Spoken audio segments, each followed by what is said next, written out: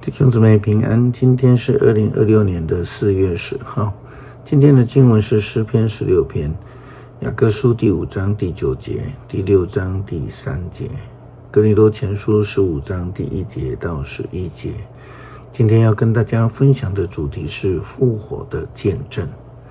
在犹太的婚约当中，有一个交杯酒的仪式，那是在表示双方同意了这一门的婚事，并且以酒来代表双方立下约定。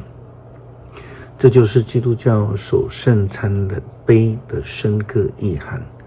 透过领受圣礼典的杯，我们领受了耶稣基督爱我们到底的约。又如同保罗在以弗所书第5章，他谈到了夫妇的关系以及他们本分的时候呢，他提到妻子要顺服丈夫，如同顺服主。又说丈夫要爱自己的妻子，如同耶稣基督爱教会，又为教会舍命。雅各书第5章第9节到第6章的第3节谈到了男女之间那种亲密跟爱情的关系。圣经说，你这女子当中最美的佳丽啊，你的爱人比别人更好吗？她有什么特别的地方呢？值得我们答应你的要求。新娘就说，我的爱人英俊健壮，是万人当中的佼佼者。他的头像金金，他的头发像波浪，像乌鸦那么的黑。他的眼睛像溪水般的旁的鸽子，用奶汁洗净，站在溪流边。他的两颊像花园那样的可爱，像种满了香草。他的嘴唇像百合花，给没药滋润认识了。他的双手均匀，带着镶宝石的手镯。他的身躯干就像光滑的象牙，镶嵌着蓝宝石。他的双腿像白玉柱子，安在洁净的金座上。他的仪表像黎巴嫩的山那么的雄伟，像高耸的香柏树。他的口香甜可闻，他是多么使人迷醉。耶路撒冷的女子啊，她就是我的爱人，我的伴侣。第6章，你这女子当中最美的佳丽，你的爱人去哪里了？请告诉我们，他往哪一条路去，好让我们帮你寻找。新娘就说，我的爱人到自己的园子去了。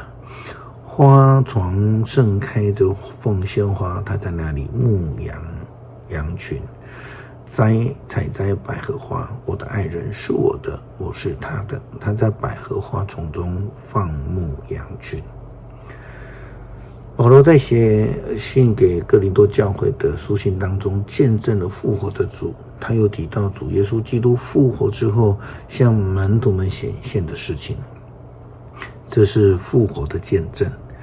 哥林多前书15章第1节到11节，因为主耶稣基督教导我们要彼此相爱，来见证我们是属耶稣基督的。弟兄姐妹们，我要你们记住我以前所传给你们的福音。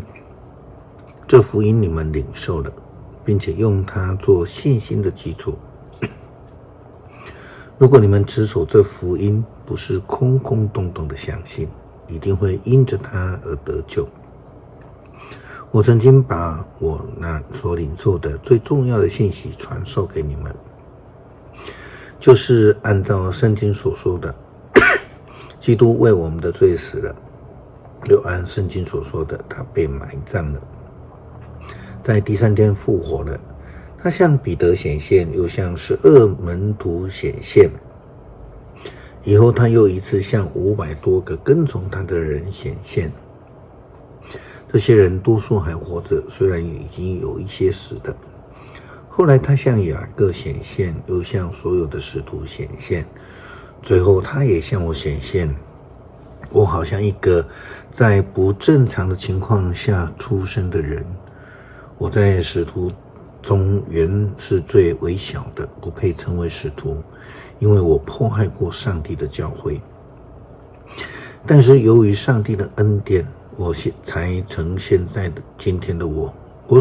他所赐给我的恩典没有落空，相反的，我比其他的使徒更辛劳的工作。其实不是我自己在工作，而是上帝的恩典与我一同工作。那么无论是我还是别的使徒，他们都这样传，你们也都这样信。